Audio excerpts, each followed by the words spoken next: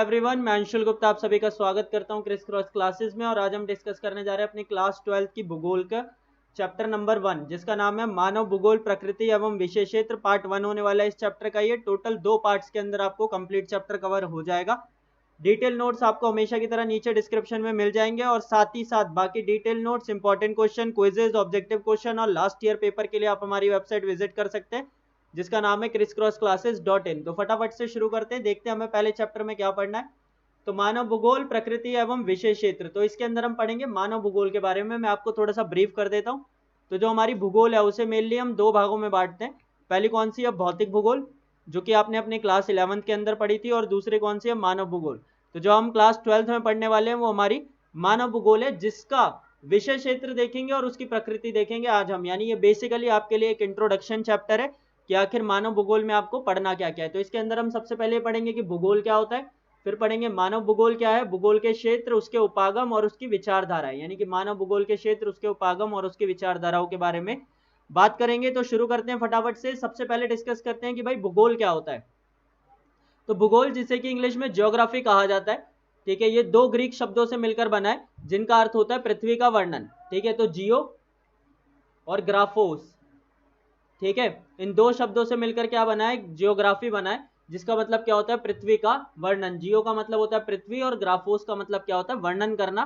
ठीक है, और ये दोनों ही क्या है? ये दोनों ग्रीक शब्द हैं। तो इन दोनों से मिलकर बना है क्या? जियोग्राफी। यानी बेसिकली जियोग्राफी का मतलब क्या हुआ? पृथ्वी का वर्णन। इरेटोस्थनीज को भूगोल का जनक माना जाता है। यानी विश्व के अंदर भूगोल शब्द का उपयोग सबसे पहले किसने किया था? इरेटोस्थनीज ने किया था। यानी कि इरेटोस्थनीज क्या हुए? भूगोल के जनक हुए। भूगोल को मुख्य रूप से हम 2 भागों में बांटते हैं। पहला कौन सा? हमारा भौतिक भूगोल, और दूसरा कौन सा? मानव भूगोल, जैसा कि मैंने अभी आपको ऊपर बताया था। तो भौतिक भूगोल के अंदर हम बेसिकली किसके बारे में पढ़ते हैं? भौतिक भूगोल भौतिक पर्यावरण, जैसे कि स्थलाकृति हो गई, नदियां हो गई, महासागर आदि का क्या करता है? अध्ययन करता है। और दूसरी तरफ जो मानव भूगोल है, मानव भूगोल प्रकृति एवं मानवीय जगत। एक तरफ तो प्रकृति और दूसरी तरफ हम क्या है? हम मानव। तो प्रकृति और मानवीय जगत के बीच संबंधों, प्रकृति के कारण मानवीय जगत में होने वाले बदलावों एवं उनके क्षेत्रीय वितरण का क्या करता है? अध्ययन करता है। इसके बारे में अभी हम और डिटेल में भी देखेंगे, बट आपको बेसिकली ये समझ लेना है कि भाई हम कहाँ रहते हैं? हम पृथ्वी पे रहते हैं। ठीक है, और ये जो हमारी पृथ्वी है और जो हम है, इसके बीच में क्या है? एक संबंध है। इन्हीं संबंधों का अध्ययन कौन करता है? मानव भूगोल करता है। तो बेसिकली मानव भूगोल ये देखता है कि किस तरीके से पृथ्वी मानव को प्रभावित करती है और मानव पृथ्वी को प्रभावित करता है। तो जो भौतिक भूगोल है वो आपने क्लास 11th में पढ़ लिया है, और अब आपको क्या पढ़ना है? मानव भूगोल पढ़ना है। तो फटाफट से शुरू करते हैं मानव भूगोल। एक बार फिर से ब्रीफली देख लो। देखो, भूगोल के 2 भाग कौन से? भौतिक भूगोल और मानव भूगोल। भौतिक भूगोल में हमने क्या क्या पढ़ा? जैसे महासागरीय विज्ञान हो गया, भू आकृति विज्ञान हो गया, जलवायु विज्ञान हो गया। और मानव भूगोल में क्या क्या था? जनसंख्या भूगोल, कृषि भूगोल, परिवहन भूगोल और पर्यटन भूगोल। तो इस तरीके से इसका क्या किया गया? विभाजन किया गया। ये सारे टॉपिक्स आप क्लास 11th के अंदर पढ़ चुके हो, और अब आपको जो पढ़ना है वो मानव भूगोल पढ़ना है। तो मानव भूगोल क्या है भाई? देखो, आधुनिक मानव भूगोल का जनक फ्रेडरिक रेट्जेल को माना जाता है। ठीक है, तो भूगोल का जनक कौन? इरेटोस्थनीज। और मानव भूगोल का जनक किसे माना जाता है भाई? फ्रेडरिक रेट्जेल को माना जाता है। इन्होंने अपनी किताब एंथ्रोपोजियोग्राफी के अंदर मानव भूगोल का वर्णन किया था। तो इन्होंने एक किताब लिखी थी, किस नाम से? एंथ्रोपोजियोग्राफी, जिसके अंदर इन्होंने मानव भूगोल का क्या किया था? वर्णन किया था। और फिर इन्होंने एक परिभाषा दी मानव भूगोल की। इन्होंने कहा कि भाई मानव भूगोल मानव समाज और पृथ्वी के बीच संबंधों का संश्लेषित अध्ययन है। यानी मानव भूगोल क्या है? मानव समाज और पृथ्वी के बीच जितने भी संबंध है ना, उन्हीं का क्या करता है? अध्ययन करता है। और एलन सैंपल, जो कि एक और विचारक थे, उन्होंने क्या कहा कि भाई मानव भूगोल स्थिर पृथ्वी और क्रियाशील मानव के बीच परिवर्तनशील संबंधों का अध्ययन करता है।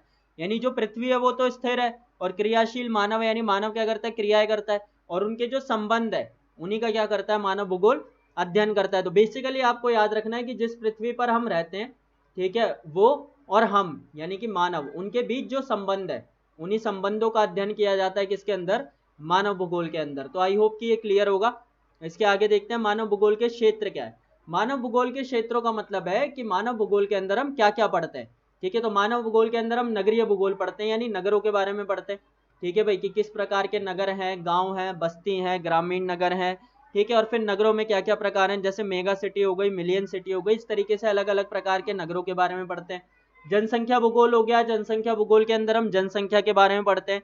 जैसे कि जनसंख्या घनत्व कितना है, जनसंख्या वृद्धि कितनी है, इसी के साथ साथ जनसंख्या में परिवर्तन किस प्रकार हो रहा है, प्रवास कितना है, जन्म दर, मृत्यु दर, तो वो सब जनसंख्या भूगोल में आता है। फिर होता है आर्थिक भूगोल, यानी कि विभिन्न क्षेत्र जो होते हैं अर्थव्यवस्था के, जैसे प्राथमिक क्षेत्र, द्वितीय क्षेत्र, तृतीय क्षेत्र, उसमें जनसंख्या का कितना हिस्सा काम कर रहा है, उन क्षेत्रों का स्तर क्या है, तो वो आर्थिक भूगोल हो गया। आवास भूगोल के अंदर भी हम वही पढ़ते हैं, जैसे कि किस प्रकार की बस्तियां हैं, जो मानव बस्ती वाला पूरा टॉपिक है वो आवास भूगोल के अंदर आता है। और साथ ही साथ सामाजिक भूगोल यानी समाज के बारे में पढ़ते हैं हम। तो ये सब क्या है, ये मानव भूगोल के क्षेत्र है, यानी मानव भूगोल के अंदर इन सब चीजों का क्या किया जाता है, अध्ययन किया जाता है। इसके बाद अगर हम देखें तो मानव भूगोल के उपागम क्या है। सबसे पहले आपको ये समझना है कि उपागम का मतलब क्या होता है। उपागम का मतलब होता है अप्रोच। अप्रोच का मतलब होता है एक तरीके से तरीका, ठीक है भाई। तो मानव भूगोल के उपागम का मतलब है कि मानव भूगोल को पढ़ने का तरीका, यानी मानव भूगोल को किस तरीके से पढ़ा जाता है, ठीक है। तो सबसे पहला जो इसका उपागम था वो अन्वेषण और विवरण का था। तो आरंभिक उपनिवेश युग, यानी कि जब उपनिवेश की शुरुआत हुई थी। उपनिवेश आप सबको पता होगा, आपने पॉलिटिकल साइंस में पढ़ा होगा। उपनिवेश वह स्थिति होती है जिसमें एक देश क्या करता है, दूसरे देश पर कब्जा कर लेता है और उसके संसाधनों का उपयोग करता है। तो जो शुरुआती उपनिवेश युग था उसमें साम्राज्य और व्यापारिक रुचि होने के कारण नए नए चित्रों की खोज और उनके विवरण को प्रोत्साहित किया गया। चित्र नहीं होगा, ये क्षेत्र होगा, ठीक है भाई। तो जब व्यापारिक रुचि थी लोगों की, तो लोग क्या करते थे, अपने क्षेत्र से बाहर निकलते थे। जैसे आपने सुना होगा कि कोलंबस था और इसी तरीके से बहुत सारे जो यात्री थे उन्होंने अलग अलग क्षेत्रों की खोज की थी। तो ये वही शुरुआती दौर था जब उपनिवेश युग शुरू हुआ। तो उस दौर में रुचि होने के कारण अलग अलग लोगों ने क्या किया, एक जगह से दूसरी जगह गए और वहां पर नई नई चीजें ढूंढी और उन चीजों का क्या करना, वर्णन करना भूगोल का शुरुआती कार्य था। यानी शुरुआत में क्या किया जाता था, भूगोल के अंदर वर्णन किया जाता था किसका, जो जो नए क्षेत्र खोजे जाते थे। उसके बाद जो सेकंड आया, यानी उसके बाद भूगोल पढ़ने का तरीका थोड़ा सा बदला। तो उसके बाद आया प्रादेशिक विश्लेषण। तो उत्तर औपनिवेशिक युग में, उत्तर औपनिवेशिक युग का मतलब कि औपनिवेशिक युग के बाद, ठीक है, ये माना जाने लगा कि संपूर्ण पृथ्वी को समझने के लिए इसके भागों को समझना आवश्यक है। इसीलिए विभिन्न प्रदेशों के सभी पक्षों का विस्तार से वर्णन किया गया, ठीक है भाई। तो पहले भूगोल में हम नए क्षेत्रों का वर्णन कर रहे थे, उसके बाद हमें यह समझ आया कि अगर हमें अपनी पृथ्वी को समझना है तो हमें इसके अलग अलग क्षेत्रों को क्या करना पड़ेगा, समझना पड़ेगा। तो इसी के लिए हमने क्या किया भाई, इसके अलग अलग पक्षों का विस्तार से वर्णन करना शुरू किया। जो अलग अलग क्षेत्र थे उन सबका विस्तार से वर्णन करना शुरू किया। इसके बाद आया क्षेत्रीय विभेदन। तो अलग अलग क्षेत्रों का वर्णन करने के बाद 1929 के दशक में क्षेत्रीय विभिन्न तरीकों पर क्या किया गया, क्षेत्रीय विभिन्नताओं के अध्ययन पर बल दिया गया, ठीक है भाई। तो क्षेत्रीय विभिन्नताओं के अध्ययन पर बल दिया गया, यानी जो क्षेत्रीय विभिन्नता थी कि भाई कोई ए क्षेत्र है वो बी क्षेत्र से किस तरीके से क्या है, अलग है। तो फिर पहले भूगोल में वर्णन करना, फिर भूगोल में क्षेत्रीय वर्णन करना, और उसके बाद अलग अलग क्षेत्रों के बीच क्या करना, विभाजन करना, विभेदन करना कि उन दोनों में क्या है, डिफरेंस क्या है। तो इस तरीके से क्या किया गया, इसका उपयोग किया गया। इस दौर में मुख्य रूप से यह समझने का प्रयास किया गया कि एक प्रदेश अन्य प्रदेशों से किस प्रकार और क्यों भिन्न है, यानी जो एक जगह है वो दूसरी जगह से अलग क्यों है, ठीक है, और किस वजह से अलग है और कैसे अलग है। इसके बाद आया स्थानिक संगठन। तो 1930 के बाद 1950 के दशक के अंत से 1960 के दशक के अंत तक कंप्यूटर और सांख्यिकी की विधियों का विकास हुआ, ठीक है, जिस वजह से मानचित्र निर्माण और मानवीय परिघटनाओं के विश्लेषण के लिए भौतिकी के नियमों का उपयोग किया जाने लगा। भौतिकी यानी फिजिक्स, ठीक है भाई।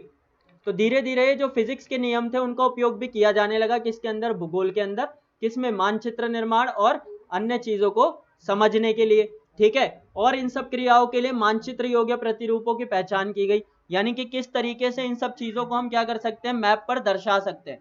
जैसे आप देखते हो कि सुनामी आती है तो उसके लिए मैप पर साइन बना होता है गोल गोल सा कि हवा इधर चल रही है उधर चल रही है। तो वो सब जो चिन्ह थे वो इसी दौर में विकसित किए गए और मैप वगैरह का विकास भी इसी दौर में हुआ, ठीक है। इसके बाद आया 1970 का दशक। इस दौर में भूगोल की मानवतावादी, अमूलवादी और व्यवहारवादी विचारधाराओं का उदय हुआ। इन तीनों के बारे में हम नेक्स्ट वीडियो में पढ़ेंगे, ठीक है। तो इसके अंदर कंफ्यूज होने की जरूरत नहीं है। और उसके बाद आया भूगोल में उत्तर आधुनिकवाद।